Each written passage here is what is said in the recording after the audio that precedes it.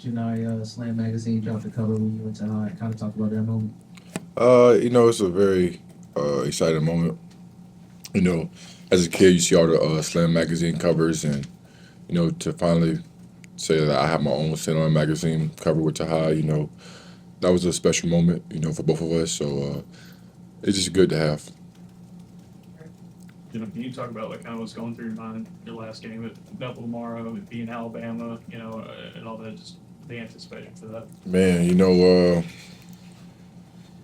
I haven't really thought about it too much, but obviously um, it's going to be an emotional game.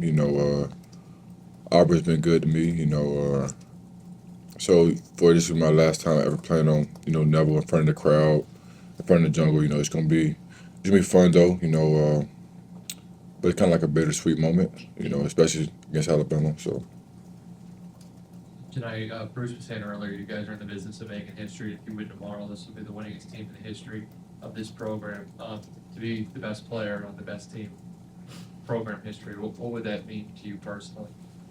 uh, it'll feel good, I don't know how to answer that. Um, what this team has done has been very special, and it's been fun to be part of. Yeah, we just keep trying to look at keep winning and keep making history. So once this year is said and done, hopefully it'll be a good topic to talk about. Johni, this is such a deep senior class. It seems like y'all have a lot of fun being around each other. Where do you think that stems from, and what makes the connection so special? It's a little bit of everything, like you said, it's deep senior class, so it's everybody's last year, so everybody's kind of trying to enjoy their last moments together. Then we have a mixture of some young guys like Tahaad and Jakai, to kind of bring a little bit of youth to the team and make it a little fun. But I think just being connected from the start where everybody first got here, that's what's made this team win basically.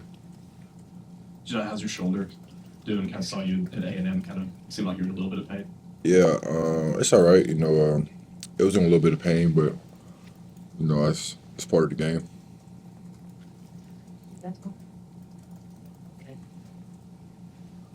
The two times you guys have lost this season, you'll come right back out the next game and really, really kind of answered what Bruce had been challenging you about.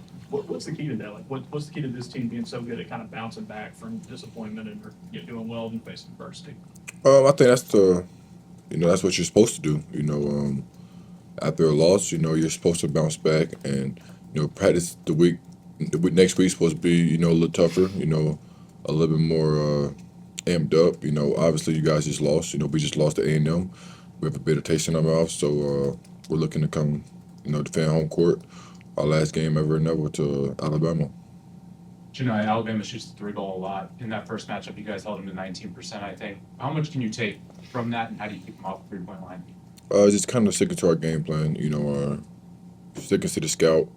And making them take tough twos. They're a dangerous 3-point team, but kind of limit their touches on the 3-point line and make them finish around the basket a little bit more.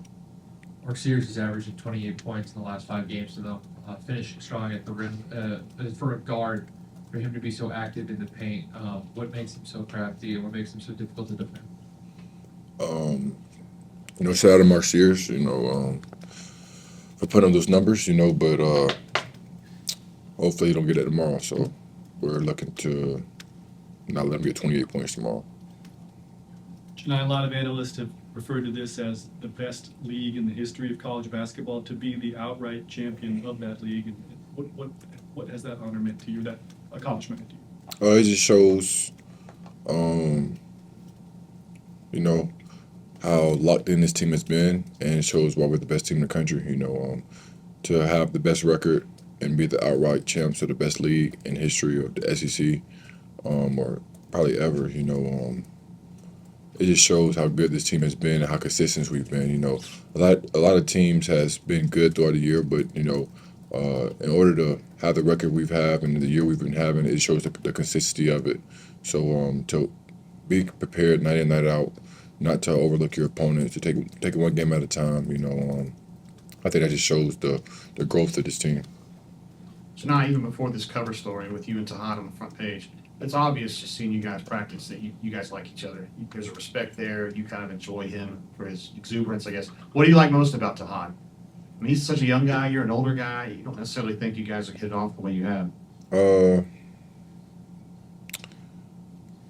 I'll just say, like our humor, the way we can, the way we kind of can have fun with each other, but at the same time, it comes out of a level of respect and respect for each other, on the court and off the court. So I think that's what makes our relationship so special. Johni, it's been pretty much a two-man race for Player of the Year all year between you and Cooper Flagg. I just wanted to ask you, I mean, how do you try to, I guess, handle dealing with that? I mean, do you try to pay attention to it? Do you try not to pay attention to it? Just what has that been like? I mean, you could try to, but I mean, obviously it's everywhere. You watch ESPN, it's on ESPN. You open your phones on Instagram, TikTok, Twitter, so I mean, you see it, but obviously, my goal is to play basketball. My job is to win the championship. I'm going to each game trying to win for my team, and I just let everybody else make a decision on that.